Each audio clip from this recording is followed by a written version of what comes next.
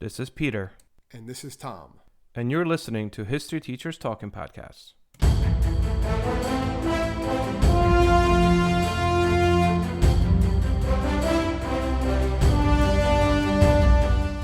All right, this is Peter Zablocki and Thomas Reska, and welcome back to our podcast. Tommy, back together again, just the two of us.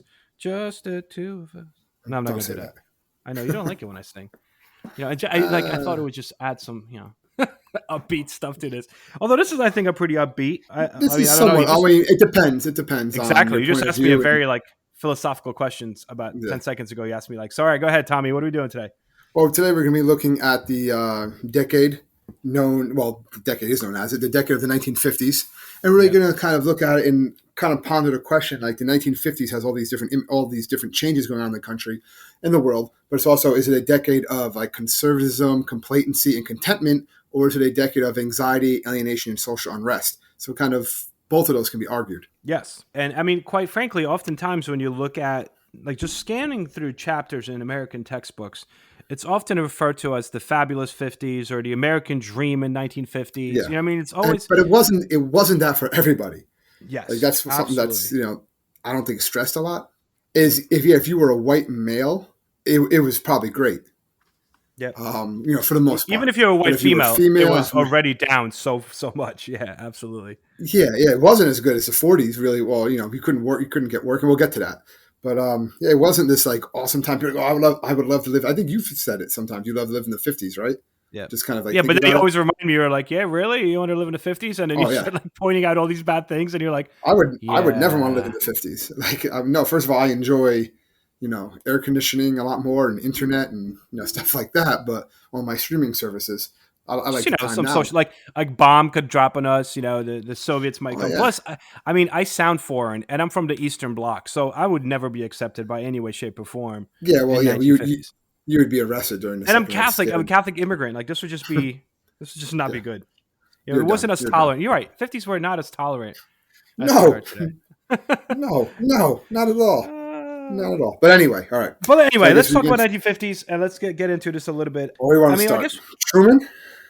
You want to do a little political things? We could do a little political things because there's a shift to some conservatism, right? People are like, let's shift from Truman to Ike, and then after that, we'll get into the social stuff. So basically, Truman's there, right? And he wants to continue the New Deal. Roosevelt dies in office, right? We know that. This is obviously after World War II. World War II ends 5 years prior to this. You do have the Korean War that starts in the 50s. That's a future podcast. But what Truman's basically talking about, he wants to continue the New Deal. And he says that every segment of the population has a right to expect a fair deal from the government, right? Mm-hmm. And one thing I always talk about, if you look at Truman's fair deal, a lot of it makes sense, right? He wants full employment for everybody. He wants a higher minimum wage. He wants national health care, affordable housing. He wants to increase welfare benefits, and he wants to aid farmers. A lot of these are the same things. If you look at modern day presidential elections, this is what the platforms are, right? How are they going to increase employment? Should they make the minimum wage higher? You hear that all the time, right? Healthcare, that's always something that's out there. So all this, it's nothing new, really. And this fair deal was basically a government-sponsored programs that do this, but this was also going to expand government, and people are getting very wary of that now in the 1950s. Yep. And he's facing some issues. I mean, if you really look into this, you're looking at the idea of the unions. The unions were held in check a lot during World War II. Well, it's kind of an agreement, right? Same thing in the First World War. Exactly. We won't go on strike as long as we're promised fair wages and after the war. And Republicans and some Democrats actually are opposed to the fair deal programs getting passed. But a minimum wage did go up. It went up from 40 to 75 cents an hour. So that's big during the time. All right. And cheaper housing did become available for certain individuals. But most people were, like I said, very wary of giving the government more power. They just wanted peace and gradual prosperity. They were happy the war was over. So, and the prosperity and the fruits of the war. You got to remember, if you're looking, over in Europe is decimated by World War II, destroyed. Yeah. We're not. So we're able to just enjoy the spoils of war to a certain degree. There's a lot of things happening here, though, that are positive and negative, along with these political changes. Or rather, the ability, trying to hold on to what is happening. The United States is not the same it was during FDR before World War II. It's coming out of World War II much, much different. It's come out as a superpower. That's it. Superpower, right? But there's few things domestically, like 45 and 46, returning veterans face severe housing shortage. There just isn't enough of them. There is that's how GI Bills really gets into, the GI Bill gets introduced also to alleviate this idea of, wow, there's all these workers coming back and these jobs are kind of taken already. Like, so what do you do so you don't have massive unemployment? Let's send all these GIs to school, which is, makes us, in a sense, that makes us a brighter, smarter nation.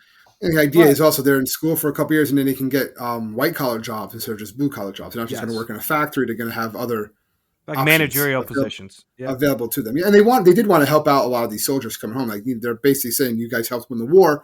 There's got to be the government wants to help you in some way now. Yep. There's also, I started looking at this. There was rising divorce rates directly after World War II because of tensions created because of the war, like changing women and male roles. Because so many women entered the workforce and did so many things that usually males did, that there was almost like this rude awakening when these males come back. They're like, all right, like go back home and, Yeah, cook. a lot of women didn't want to do that. Yeah, They it's said, like, no, what? we proved what we could do. We helped win the war. Where's our, GI Bill? Where's our benefits? They didn't get it. They didn't get it. They were expected to go home and start having babies, which we'll Yeah, get to, which obviously. we get to. So most women did leave their jobs, war jobs, and did go home. They had no But by choice. 1950 though, more than 1 million war marriages had ended in divorce. Um, you know, things didn't quite work out as well as they were supposed to. And going back to like strikes overall, like for Truman, there was one issue where after the labor unions agreed not to strike during World War II, that was pretty much over. So as conditions change, you have higher prices, lower wages. 4.5 million, upset workers, including steel workers, coal miners. What I read was railroad workers. They all went on strike in 1946 because they wanted better pay.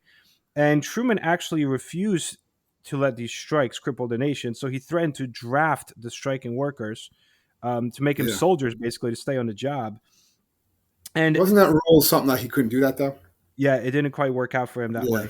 I think Um, that didn't work out for him. Truman, yeah, he appeared before Congress and asked for the authority to do so. Congress said Um, no. yeah, and before he could even finish the speech, the union gave in, and they're like, "Uh oh," and they Well, went it back. But scared him. It scared him. Yeah, well, again, it goes back to that thing. The public sees it, and they're kind of getting skeptical. Like, wow, this government's getting too much power. We just fought a war to get rid of like this is some people, but fought a war against fascism or against these like the government telling us what to do, and now the government's kind of getting how strong is the government getting, and that's so why you they were have against a you lot have of a those swing. fair deal Yeah, programs. You have to yeah. swing, like you're always going to see, especially in a democracy. You're going to get to swing back and forth. So this is the swing. 1946, directly after World War II, congressional elections. The Republican Party wins control of both the Senate and House of Representatives. And Truman is very quickly. First of all, in 1947, Congress passes the Taft-Hartley Act over Truman's veto. The bill reduced the strength of organized labor, overturned many rights won by the unions under New Deal, and basically made this a business, like a company's paradise. Shortly thereafter, Truman steps down from his presidency, and he is replaced by the Republican Ike, which kind of starts this. I guess I wouldn't say that starts the 1950s, but it kind of does because I mean, if you think of 1950s, you think Eisenhower, because Truman's approval rating sank to an all-time low of 23% in 1951. So like Truman was done, and when Ike takes over, he wins 55% of the popular vote in 1952, the majority of the electoral college votes, and still captures Congress. So this is now the Republicans' playground, you might say, in 1950s. We do have to mention that whether this is a Republican thing or a Democrat thing, a lot of this stems from what you mentioned before, Thomas, the fact that Europe is so destroyed that the United States produces most of the things made in the world at this time. Yeah, that's a big thing. That's a big reason. Like most of the products anyone is buying in the world are being made here, so they're just jobs in factories right now. Yep, This is absolutely. going to come back to hurt the country later on, but at this point, that's why you're getting this American lifestyles. People are getting well-paid jobs, well-paid Yep, factory jobs. yep. It says the Americans were enjoying the highest standard of living in the world throughout 1950s. So, like today, everything you look at is pretty much made in China, made in China. It was 1950 or 1951. Most of the things you looked at, it said made in the USA. It's hard to believe, but that was, and that was a necessity because the prior producer, Europe, was still in shambles. So, um, a few things that are happening. Organization of man and just organization overall of corporations in the United States. A lot of automation increases productivity. So you're starting to get factories that this is kind of something you alluded to before, Tom. A lot of these companies merge to form larger corporations, but there's also automation with machines and whatnot, which kind of leads to the shift from blue collar jobs or industrial jobs to professional like service jobs. So it kind of switches from I just work in a factory to press a button to more like I manage this machine because I have some engineering degree. So a lot of these new clerical or managerial jobs are referred to as white collar jobs. There's this switch from blue collar to white collar. Um, Another thing I saw during here is that a lot of companies in the 1950s franchising. I mean, probably the most famous story of franchises that stems out of 1950s. Obviously, it's McDonald's. Today, you have nearly 3,000 franchised companies, and actually, I just saw that one third of all U.S. retail sales today in 2021 come from franchised companies, which is something that was new in 1950s. Did you ever read or see the story of the guy that bought McDonald's? I know of them. There's a movie that deals with it. I remember seeing It was parts it of it. was Michael Keaton played him. Yeah, Yeah, Ray Kroc paid McDonald's 2.7 million for the franchise rights to their hamburger drive-in, which they first opened in San Bernardino in California. And the whole thing about McDonald's was that it was like an assembly line method. So this guy bought it for 2.7 million, and by April 55 opens up another McDonald's in Illinois, and with the famous golden arches. But Arches. Yeah, and that's it. It becomes McDonald's. Like that's yeah, and such a like these guys had this really great American idea, symbol. and then exactly literally becomes the American symbol. Remember, they're like drive-throughs mostly at the beginning. The Yep. drive-ups, you get the money, and we'll get to that. How the car and everything like that Yep. in suburban life in the 1950s. Social conformity. Even before that, I was going to go to the baby boom. Go. Baby boom was important. The idea about the baby boom, basically, there's this quote I found from a British visitor to America in 1958, and he Mhm. says, "It seems to me that every other young housewife I see is pregnant." Right, and in Yeah, 1957, the average is there's one baby born every 7 seconds, which is I saw that. huge. Which is huge. So the baby boom is basically after World War II, Americans start to get married at a very young age, and they start having families, and the birth rate soars, increased 90%, some 30 million people during the 1950s, known as the baby boom. These young kids are being raised with to have quote unquote real American values. All right, whatever that is. Yeah. Okay, we can look Yeah. at some of that, but they're brought up, and this large group of people is still a major factor in the United States today because these are the ones that are now slowly starting to retire. Right, have Yeah. retired, will be retiring over the next decade, and that's going to the whole Social Security debacle, which you're always hearing about, Yeah. Yep. is the baby boomers. Yeah. Is direct. And we're not blaming the baby boomers. We're just saying there's No, going to but be a that's just shortage that of baby boomers. population. Yeah. That Yeah. population because we haven't the population's actually in decline now, I believe. Well, since the baby boom, Yeah. for the most part. Um. That brings on a lot of the suburban living, right? The levee Yeah. towns. And that's kind of like where I think we should definitely stick in this area here because, well, first of all, you said like being brought up with these American values. What became really huge was Dr. Benjamin Spock's book, Common Sense Book of Baby and Childcare, published in 46. That's basically how parents raised their children. It was like these new guidelines. Yeah. This pediatrician author sold nearly 10 million copies of this book in the 50s. And basically, this is interesting because he advised parents not to spank or scold their children. He encouraged families to hold meetings and like talk to children so they could express themselves. He also believed that mothers should stay home with their children because he thought that was They said extremely the term that, important. yeah. And also in the And 50s, too, the kids were living long. That's a big thing, too. In the 50s, they started having more, not all the vaccines and stuff that people get yeah, now, typhoid, but polio, stuff but they like were that. able to, infant mortality went down a lot more, too, during the 1950s. Yeah, So if you had 6 kids, all 6 could survive. It wasn't like, 1850s where if you have 6, you're lucky if you're happy if 2 of them survive to adulthood. yeah. I mean, when there was Medicine's also polio changed. outbreak, and we talked about this when Oh, we they did had our polio, they had vaccine all that episode. stuff. Yeah, Yeah, but when you had polio outbreaks, the fear of the disease caused families to literally like alter daily lives, and during yeah, outbreaks, they like kept kids from school for weeks. Like you didn't have to yeah, do that anymore. yeah. Also, another thing that I saw about baby boom that it really impacted childcare and the economy and the educational system. Like for example, in 1958, toy sales alone reached 1.25 billion dollars because the Well, baby yeah. boomers. Well, we'll get to that in the Um, 50s. Yeah, because they realized that now parents have a bit more money than they did before because the workforce and income changes. So because of that, they have a little bit more money now. They see these like kids as consumers. That parents want to buy things for their kids. Yep. So they start to market things, towards children or towards young babies and stuff like that. As far as like, oh, give this to your baby. Your baby needs this. Your child needs this. And if if you're not a good parent unless you buy them this, so it's Yep. like they have that disposable income a little bit more. So it creates a whole new era, whole new I would say era, whole new market for consumerism in the United Yep. States. There's also a sharp. They say that during the decade 1950s, 10 million new students entered the elementary schools because of the baby boom, and the sharp increase in enrollment caused massive overcrowding, teacher shortages, but also, like for example, I saw this particular thing in California. A new school opened every 7 days during 1958. Yeah, it's happened. So a lot of these cities, right, are busting at the seams for all these reasons, That's right, Pete? So nuts. that creates the suburbs. Right? Yep. Suburbs really don't really see this until the 1950s. This suburban migration, because the workforce and income changes that led to this like geographic mobility for Americans.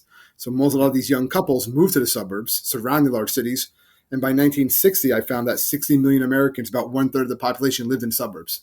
And Yep. that's basically what it is now. Like you and I live in suburbs. Like that's Of what we do. course. Like like Yeah, same that's thing. that's where we Similar live. statistic, right? By early 1960, every large city in the United States was surrounded by suburbs, which is Yeah, and new. that's because of the highway system. That's because of the automobile becoming more prominent. Yep. Yeah, they said 13 million new homes were built in 1950s. 85% of all these new 13 million homes in a decade were 85% of them were built in the suburbs. Just that was the American dream. I think that's the definition of the American dream. It was like this affordable single family house, good schools, safe, healthy environment for children to grow up, nice neighbors, just like me. You know what I mean? It was like this almost like like a painting of this American Yeah, dream. well, Like we you wanted could to go to get the some of suburbs. these suburban houses, right, for was it about $8,000 with no down payment, or pay Oh, it's $60 a nuts. month, which is nuts. And the house that I saw, the basic what because American suburban living was a one-story house, a 12 by 19 living room. You had two bedrooms, a tiled bathroom floor, big deal, right? A garage, a small backyard, and a front lawn, like a fireplace, washer, dryer, like all that stuff. And this was like you had this type of house, you're ready to go. And they made these cookie cutter houses. They're all the same, like the Levy towns that you saw Yeah. around the country. I mean, even in my old neighborhood, before I moved, when you looked down the street, it was literally like maybe four different types of homes. Like the whole block was really just four homes. Like probably was like, you know, Model A, Model B, Model C, Model D, and then go back to Model A, Model B. Like, but they were all very similar. You walked into the living room, you flicked a light switch, and it didn't put a light on in the living room. You put the light on in one of the outlets because you had reading lamps. Like the houses that are built during this time were built for your like typical family of one, two kids. It's very like Americanized American dream kind of thing. Women's roles, though, I think we should talk about women's roles in the 50s. We alluded to that before, but the role is very similar in that of to like previous to World War II, which is you're the homemaker, you're a mother, Yeah. and basically magazines, movies, TV programs, like everything glorified this homemaker mother. Father Knows Best, which I've actually seen some episodes of, and it's a cool, cute 1950s show. But I mean, it's not supposed to be. It's Father Knows Best is the name of it. And trust me, I've been married for a long time. I can tell you one thing: my wife is the boss, and she knows best. Adventures of Ozzie and Harriet, same thing. It was all about the mom is the key figure in suburbia, like the thread that weaves between family and community. But the father always knows best, which I think is nuts. And the But mother's your job was basically to stay home and be a housewife, yep, like you said.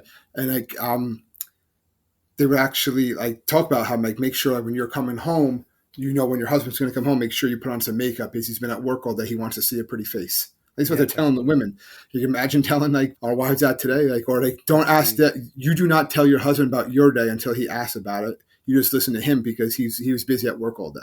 He Nuts. expects food to be on the table as soon as you come home. And this is what they're telling even like young girls when they're in the school, Yep. in the 50s and the 60s. These are your expectations, what you're supposed to do. And it's and you can find these videos. We're not making this stuff up. You find these like videos that the students would watch. They're on Just YouTube. look at ads. Even if you just Oh, the YouTube, ads. Oh, the ads. Yeah, the ads in the yeah, 60s too. The 1950s ads are crazy. sexist, racist ads. I mean, it would be you had ads of like a man spanking a woman, and like Yeah. the ad was an ad for coffee. She gave him the wrong coffee. Yeah, Next the next coffee time, was give him burnt. that Next time the coffee. coffee won't be burnt or something like Yeah, that. Yeah. it's what is happening? A number of women working outside the home did start to actually rise steadily throughout the decade. But they didn't go back to necessarily the 1940s World War II jobs. They went a lot of them went into teaching, office supports, nursing, so on and so forth. But so the career opportunities were very limited for women. But by 1960, almost 40% of mothers with children between the ages of 6 and 17 held some form of a paying job. And this kind of transfers over to the 60s and the 70s, but it starts in the 50s. I think it was this. And when you study just like female empowerment in history, you notice that there's a big shift. Two reasons. One, 1940s kind of showed women that not only something they already knew, that they are able and capable of doing these things, but also that society could acknowledge them at these positions. But also, there were so many time-saving house products in 1950s, like toasters, crock pots, dishwashers, Vacuums. Yeah. washing machines, vacuum. So there's there's some argument to be made, and I remember reading this in one history book somewhere down the line, that women actually had more free time, and it was because of having more free time that women started really kind of thinking up this idea of like a female liberation movement. Um, It this takes place more in feminism. the 60s and 70s, but Yep, it's but still it there. starts here. Yeah. Yeah. Well, but I found a quote from Time Magazine, right, 1956. It said the ideal modern woman, married, cooked, and cared for her family, kept herself busy by joining the local PTA and leading a troop of campfire girls. She entertained her guests in her family's suburban house and worked out on the trampoline to keep her size 12 figure. Oh God.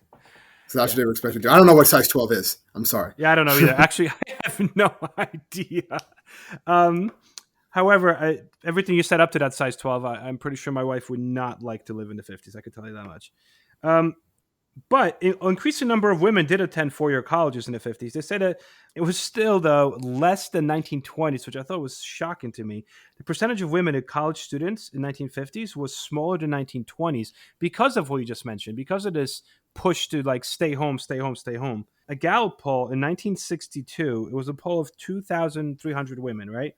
90% of them hoped that their daughters would be better educated and would lead different lives that they had. I thought that was crazy. Before we get into the automobile culture, I think the 50s was very much like a leisure time.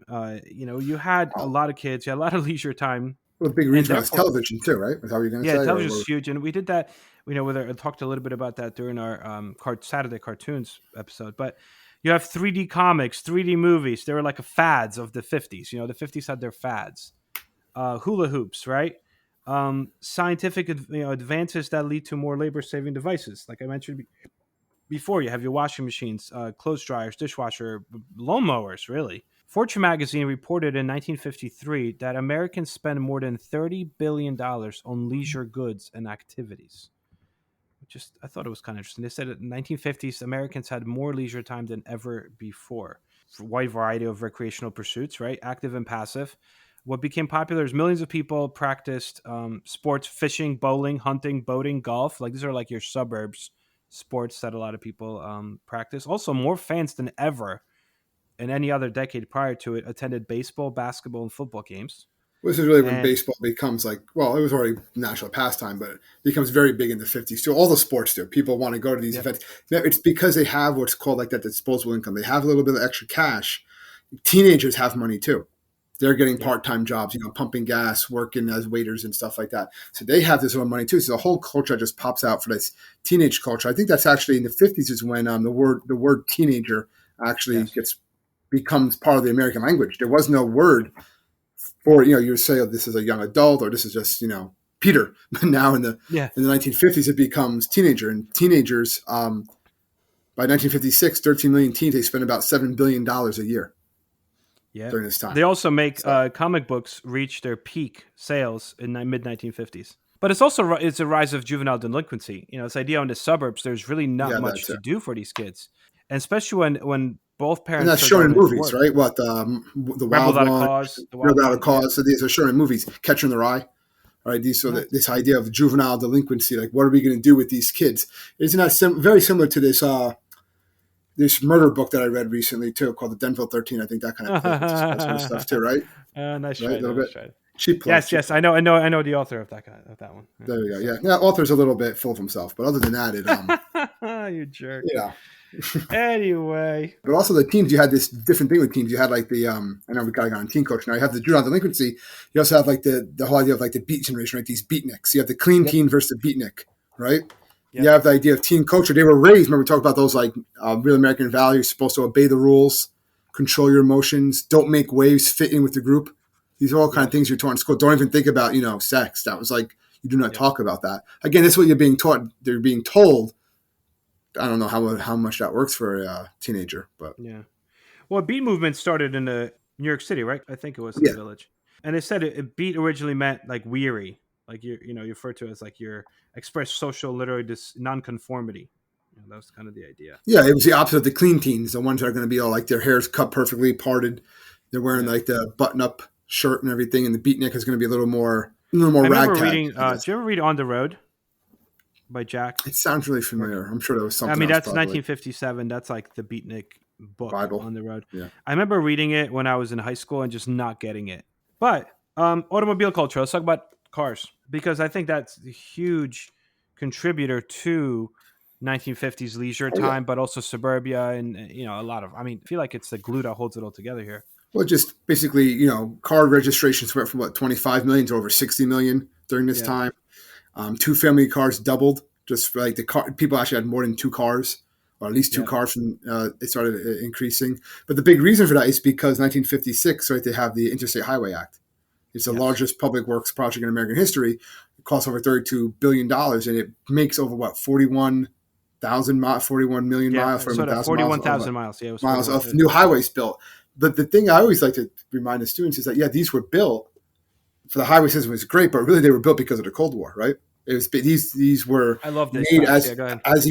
if you ever drive down a highway, it has always like have that divide in the middle, but they're Well, always, the interstate lanes right highway, there. Interstate yeah. highways is because these are for mass evacuations B50 for for B50 well, yeah, B52. it's for two. They get the people out, mass evacuations to get the people out of the cities, right, and away out when a nuclear bomb is coming, and also so that the tanks and the airplanes can land on these also and use them as airstrips and stuff like that for World War III. You got to remember Yeah. the government is still preparing for World War III at Yeah. this time.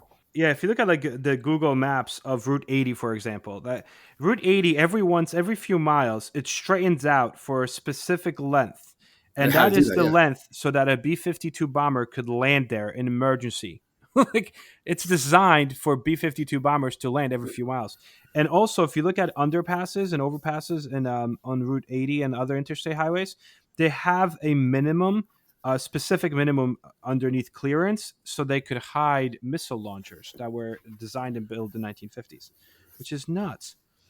But also, this Highway Act, I mean, it encouraged development of new suburbs further from the cities because, That's you really could what hop it on a allowed it highway. to happen. You didn't have to drive these dirt roads anymore. You could hop on the highway, right? 20 Yeah. minutes, you're in you're at work, and it becomes this car culture, like what you're saying, and it becomes more of a nation using normally the first McDonald's. You said you had the Howard Johnson drive-in movie Yeah. theaters, Yeah.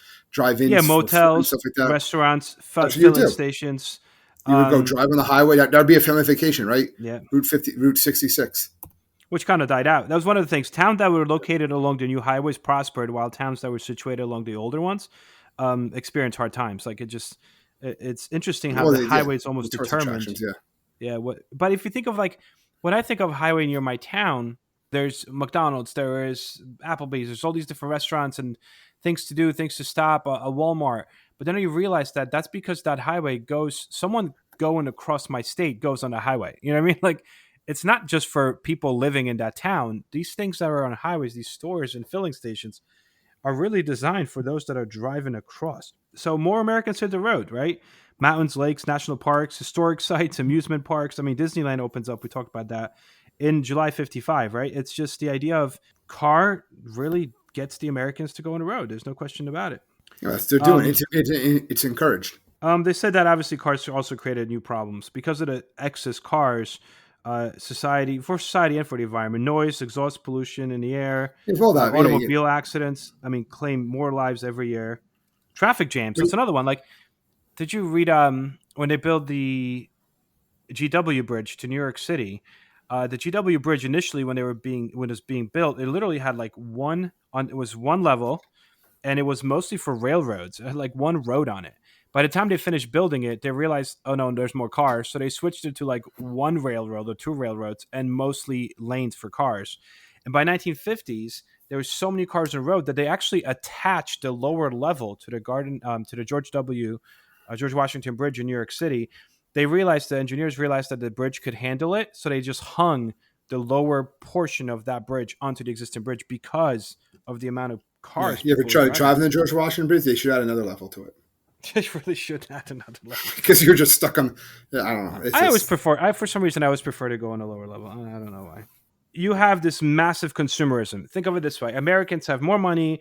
They're living in the suburbs. They have a nice small American house with a dream. nice pickle face. The American dream. That by 50s, 60% of Americans were members of the middle class. Now, this is an interesting point because that means 40% were not. However, 60 were, right? That is twice as many middle class Americans as before World War II. So that shows you this growth. Also, consumerism becomes huge. Like buying material goods becomes equated with success, right? So new products. And you and I kind of talked about it before we click record today. Besides the idea of household appliances and dryers, blenders, freezers, dishwashers, so on, televisions, tape recorders, new high fidelity record players, barbecue grills, swimming pools, lawnmowers, you name it. But also, a lot of these products started to become purposely designed to become obsolete because corporations wanted you to like wear that stuff out so you could buy something new, Yeah, and they weren't. Yeah, they that which is happens more and more sad. later on too. But the idea was, yeah, they're not going to make things. You always saying they don't make it like they used to. And that's Hmm. true, and that was on purpose because they realize if we make it that it's never going to break down or you're not going to have to replace it after a couple of years, then that's the end of their company. If you don't need a new toaster, you're not going to buy a new toaster. It's one of those things. First credit card, right? The Dinners Club issued the first credit card in 1950s, and the American Express card was introduced in 1958. So you have the beginning of credit cards, and they carried really high fees, and so they were limited to middle class Americans. But overall, I mean, you had installment plans, you have mortgages and automobile loans. So during the decade, a total private debt grew from 73 billion to 179 billion. So instead of saving money, Americans were just like spend, spend, spend, money, money, money. Because they had this idea that this prosperity was going to, continue. Really, yeah, it would always Yeah. last. Um. So do you have anything else that kind of deals with like Well, the happy-go-lucky 50s, or should we get into some like the well, not so yeah. happy Let's go? get into a little more before we get into some of the civil rights stuff. Yeah, But we talked about a little bit the fear of the Cold War and the Russians, and I think we can't do a brief one on the 50s without talking about Sputnik. of course. So, because this is a huge, important thing. Basically, Sputnik is the first man-made satellite, right? Sputnik 1 to orbit the Earth. The Hmm. Soviet Union fires it up into space in 1957. It circles the globe several times, about 18,000 miles per hour. And a lot of people were really worried about this when it was first passed over the United States. It was going to drop bombs. This thing was small. Nobody was carrying bombs. But it starts off the space race, basically. And it also puts into place the National Defense Education Act, which is basically how the government is going to spend money to fund education in math and science. And it's Yes, to because try to they want outpace the scientists, they want Soviets. engineers. We got to outpace the Soviets. We got to make sure that we do that. And it creates a whole bunch of science fiction, ideas. Basically, Hollywood uses aliens as metaphors for communists, right? Wall of Yes. the world, invasion, watch out. And it's not, they're not saying communists, they're not saying Soviet Union, but that's basically what they're implying in a lot of these movies. Yeah. And you have a lot of these families I mean, you have this fear Oh, yeah. of a Duck nuclear and cover. attack. So It's a you duck and cover literally have generation. duck and cover drills, right? Like Bert, the turtle, he has a shell in his back, but you don't. So duck and cover. Yeah, which would do nothing, by the way. We're not trying to, No, like, if you're no. duck and cover on a desk and a bomb goes off, a nuclear weapon goes off, you're just Yeah, going to but be, you're yeah, but evaporated. you I know mean, I what? guess if you're far enough away, it's going to, At the same time, it so. gave kids. It was one to make people feel But I good, mean, unless you have a refrigerator, make people feel safe. exactly. Unless you have a refrigerator like Indiana Jones in Yeah. the latest Well, that's movie. just Indiana Jones. Well, South Park did a funny Yeah. thing on it years ago. South Park's everything, but they was like worried about a volcano going off, and they showed the video like if you just duck and cover and show the lava just going over the kids. So then later on in the episode, the volcano does go off, and then like Kenny ducks and covers, and it just burns him alive because lava Oh is my not going to god. just like travel over you if you duck, just like ducking and covering outside. It's not going to do anything when you see a flash from a nuclear Oh weapon. my god. So, but That's terrible. yes. Anyway, That is terrible. There was a lot of Nonetheless, Cold yeah, War you're right. tensions. Yes, cold winter, and people would build actual like Oh, shelters fallout in their shelters. homes, Yeah. like fallout shelters. That was You part of had the them in '50s. schools. If your school was built older on, you can probably see. I mean, my high school still had the fallout shelter sign, Yeah, like ours down as by the base, well. by the steps. Yeah, like here's the fallout shelter, right down there. Isn't that insane how things have changed? Um, yeah. So I mean, again, 1950s. And we talked a little bit about this in our other podcasts in the morning once, but we talked about morning cartoons. But when you look at television, becomes huge. It's a huge pastime in 1950s. As you're sitting in a nice little one family home in suburbia, um, and a lot of critics objected to the effects on children, right? As stereotypical portrayals of women, minorities, as mentioned before, Father Knows Best. Male characters always outnumber women characters 3-1, actually, throughout 1950s shows. The programs portrayed primarily white, middle class suburban experiences. African Americans, Hispanics rarely appeared in televisions in the 1960s. It was definitely very much like an idealized white America, which I think would be a good transition to come into like the not so happy 1950s. Yeah, especially for Um, people of yeah, minorities like and African Americans in particular. yeah, You start the desegregation of American society, but in the early 1950s, there was over 15 million African Americans, and 2/3 of them made their homes in the South. And they had, obviously we talked about this before. They had the Jim Crow laws, right? There's yeah. basically a set of rigid laws which govern all aspects of their existence. They kept them insulated from whites, economically inferior to them, politically powerless. Everything had to be separated, and basically only during this time span in the 1950s, at least beginning of the 1950s, only 20% of all eligible African Americans actually did vote. So there was very Yep. few even involved in the process. You have those same things like the colored entrance. You've seen them all. You've seen these pictures. These Yep. people actually living through it, and that changes a lot in 1952 when the NAACP supported a group of legal challenges to segregation in public schools. Came before the Supreme Court, and probably the most well-known of Supreme Court cases that I think all high school students know is Brown versus Board of Education. Well, they also talk about this idea of like white flight. I mean, that's something that we Yeah. teach. There are a lot of the rural poor were migrating to inner cities. While rural poor were migrating to cities, a large segment of population was moving out of. So middle class white Americans started to leave cities for the suburbs, which is something we mentioned before. But what's important here is that these white Americans took with them like economic resources and really kind of isolated themselves from other races and classes that remained in the cities. So the urban crisis prompted white flight, had a direct impact on poor whites and non-whites, but really the cities lost people and businesses. They lost taxes on property residents that had owned and income taxes they had paid. So essentially, it created this idea of like an inner city. They could no longer really afford, city governments could no longer afford to properly maintain or improve schools, public transportations, police, fire departments. Like the urban poor, and most of them were African American, suffered because of this white flight. Well, I mean, to keep on that, obviously you had Brown versus Board of Education, right? Make Yep. segregation illegal in public schools. Many states are very slow to do that. Truman does do some stuff for civil rights, right? He Yeah. does actually. He calls for the securities rights. He ends segregation in the military, Yep. and he wanted to do it other, but Congress resisted passing any civil rights legislation, and then Eisenhower really showed no interest in it. It's Yep. not till Kennedy starts, and then obviously his assassination sparks. That's a whole other thing. You have Little Rock Nine. I mean, that's something we can do an entire podcast on. I want to give them Yeah. just That's talk no. about That it, should but yeah. That basically should be a podcast. that should just be a podcast. But obviously, the governor sent the National Guard to prevent them from entering the school for 3 weeks. So then they send in the Eisenhower does get involved here, and he actually sends in 1,000 federal troops to escort the girls to class to Yep. enforce Brown versus the Board of Education. Yeah. So 1950s, is not just this peachy time. I mean, we're having No, some no, massive it's social Rosa movements Parks, that are Martin Luther happening. King. Yeah, it's Yep. the beginning of the civil rights movement, hardcore. A lot of times you Yep. think of probably the 60s as a civil rights movement, but it starts like the Montgomery bus boycott. Martin Luther King was chosen as spokesperson for that boycott. That's all starts in 55. Crazy. You have the Civil Um. Rights Act of 57, which was a federal bill which made it a federal crime to prevent a qualified person from voting. So you definitely hear that about that a lot now too. Wow. And a lot of Americans kind of refuse to, like, especially people that move to the suburbs, they refuse to believe or were kind of unaware of like the decaying inner cities Yeah, and they like really weren't this aware of it. racial That'll injustice. change with that'll change with Yep. television. Yep. In areas of the United States that they're not accustomed to. And then Michael Harrington published in 1962 the other America, poverty in the United States, and it kind of showed that not only he confirmed the fact that we have widespread poverty in the United States, but how brutal it was. And this is the most powerful nation on earth having a massive poverty problem. But it's also this poverty that leads to activism. Mexicans are seeking employment. African American civil rights movement.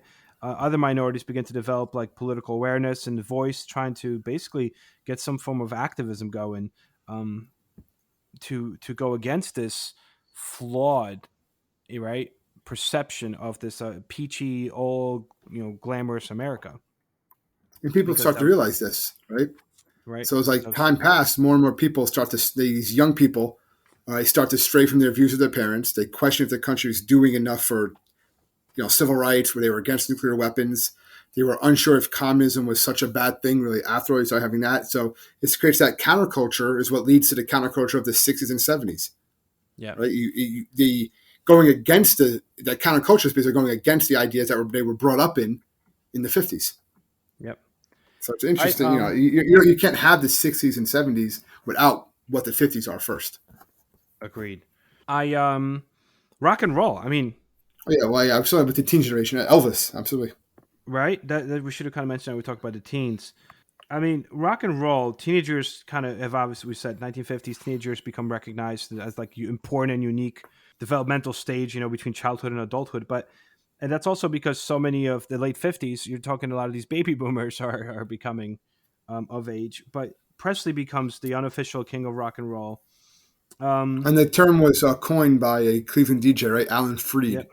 was supposedly the first person to call it rock. He was calling it rocking and rolling music, and it Yep. became shortened to rock In and roll. 1951, Cleveland, Ohio. And it was interesting because the audience of that radio station was mostly white, but the music that was usually produced by African American musicians, which is kind of where this idea of grew out of rhythm and blues and country and pop. Like that's essentially what rock and roll was.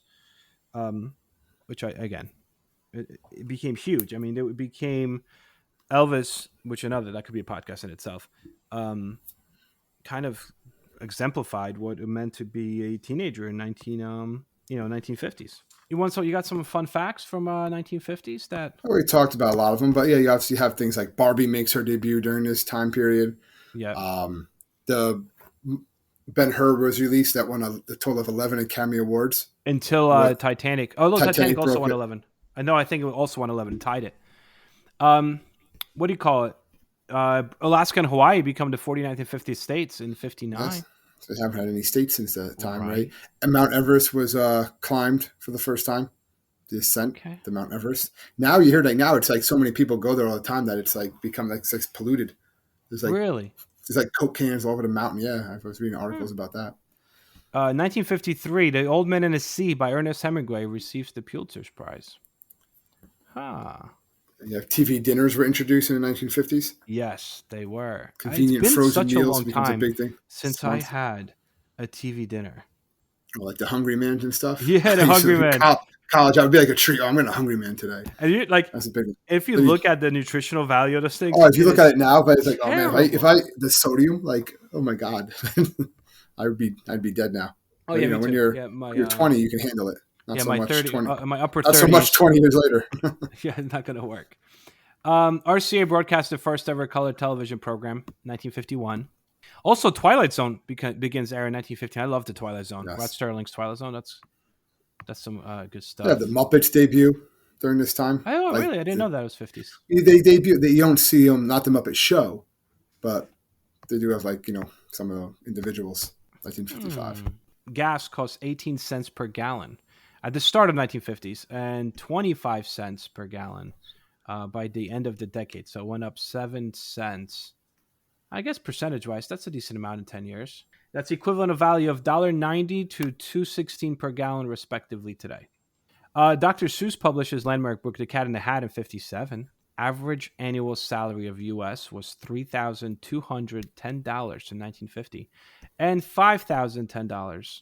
That's average annual salary by 1959. Yeah. And we had That's just to crazy. give you an idea of the consumer, right? The first modern mall opens up in Minnesota on October 8th. Wow. They have escalators, like that kind of modern mall design. The Wizard of Oz comes to TV for the first time in 1956. NASA is created 58. See, something new. They said an average cost of a new car was $1,510 in 1950, which is about $16,000 in today's money. I Love Lucy ranked consistently as number one every year it aired from 51 to 57. That's interesting. I Love Lucy. Still a big fan. I believe they're making a new movie with that, like about Really? Lucille Ball. Yeah, I forget who's playing her, but her daughter gave it her blessing. I know it was a big deal. But yeah, so that's the 1950s. I mean, obviously we skimmed over a lot of things there. Yeah. We're not going to get to all of it. This is like, if you're teaching the 1950s, it's broken up into many different things. Kind of gave like a quick overview. Obviously we skimmed over the science, and we didn't even talk about a lot of Eisenhower that much really, but like the creeping socialism and things like that. There's a lot more we could have gone into with civil rights, obviously. But this is just to give you like a brief overview of some of the things that happened in the decade, and the fact that you don't have that counterculture of the 60s unless they had that culture to begin with to counter of the 50s. Yep. So, when you're out there and you're like me and you're like, man, I wish I could live in a simpler times like 1950s. Maybe it wasn't really that simple. And maybe I should. Every time has its own difficulties, its own positive. I'm not saying the 50s were a horrible time. No, it sounds like they were pretty cool, but they were also like kind of not. But just because they say it seems good for one group of people doesn't mean it's good for everybody. And that's something that I think it gets glossed over a lot of times from if you're just reading a textbook. Yes, indeed. Anyway, so thank you so much, everyone, for tuning in once more. We really appreciate your support. If you need to contact us, you could find us at historyteacherstalkingpodcast.com. And check for us on Twitter, too. Pretty much it. Yeah, just find us. We're there. We're around. We're around. So, everybody, enjoy, and I'll see you guys next week. Stay safe, everybody.